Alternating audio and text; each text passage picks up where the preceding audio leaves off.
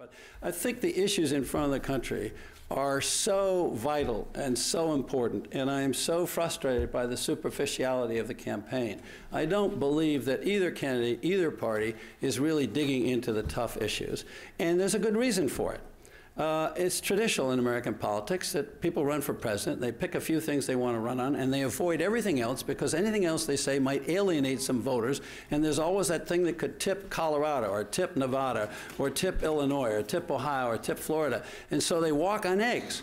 And by the way, I think the media is doing the same thing. I mean, we are not really learning much from this campaign about what the predicament of America is, and we're not getting those problems addressed.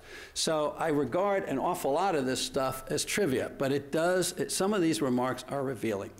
I guess my question for Mr. Romney would be, if these are freeloaders, and let's admit, if we're talking about 47% of the public not paying taxes, I'm not sure whether that number is exactly right, but let's assume it's essentially correct.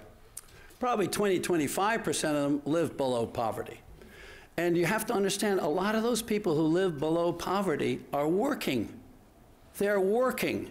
They're making $15,000 a year. Do you know 20% of the American population is living on household income of under $21,000. Household income of under $21,000. Now, for people in this room, including myself, it is very hard to picture how anybody can do that. And I don't care whether it's Obama or Romney or whoever it is, but people who've lived as fortunate lives as both of those candidates, and most of the people in Congress, by the way, almost half the people in Congress are millionaires. You should know that. That's in my book. You should also know that more than half of the Tea Party members elected to the House in 2010 are millionaires, and their average net worth is $1.8 million.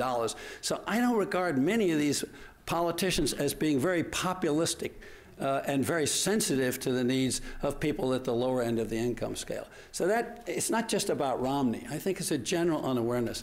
But I also think that this notion of taking a look at who pays zero income taxes, then let's take a look at the big corporations that pay zero income taxes. And there's a hit list of blue chip companies that are paying zero income taxes. And the day any candidate, I won't name one, but the day any candidate gets up and wants to blast individuals for not paying taxes, I want to see the consistency of his saying the same thing about corporations that aren't paying taxes. Then we can at least address the issue of who should be paying taxes and who isn't paying taxes. And I don't mean that in a partisan way. I mean, we are talking nonsense in a lot of our politics today, and we've got to get to the straight facts, the straight truth.